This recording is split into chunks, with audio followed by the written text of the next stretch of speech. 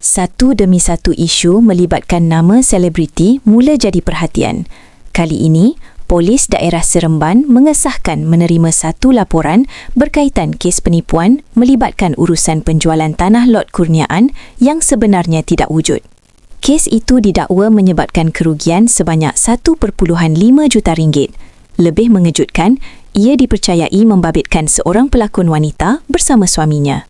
Menurut Ketua Polis Daerah Seremban, Azahar Abdul Rahim, laporan dibuat oleh seorang lelaki berusia 56 tahun pada 7 Januari lalu.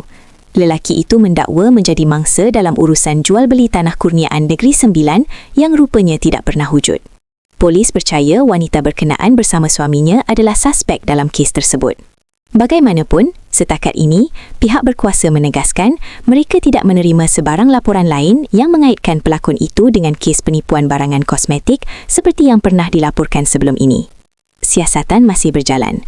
Beberapa tindakan awal sudah diambil, tambahan pula kedua-dua suspek dipercayai tidak berada di Semenanjung Malaysia ketika ini. Berdasarkan maklumat terkini, pasangan terbabit dikatakan berada di Sarawak.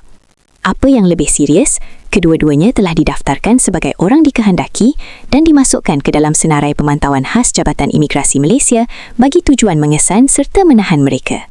Sebelum ini juga, sebuah portal melaporkan seorang individu mendakwa dirinya kerugian sebanyak RM300,000 selepas berurusan dengan pasangan yang sama melalui platform Threads. Mangsa turut memuat naik tangkap layar kad pengenalan pasangan terbabit dan meminta bantuan orang ramai untuk membantu menjejaki mereka. Apabila melibatkan jumlah wang yang besar dan kepercayaan, kes seperti ini bukan sekadar tentang duit semata-mata. Ia soal amanah, reputasi dan keyakinan masyarakat. Pada pendapat anda, patutkah orang ramai lebih berhati-hati walaupun berurusan dengan individu yang dikenali atau mempunyai status tertentu? Terima kasih kerana menonton Chua Viral TV.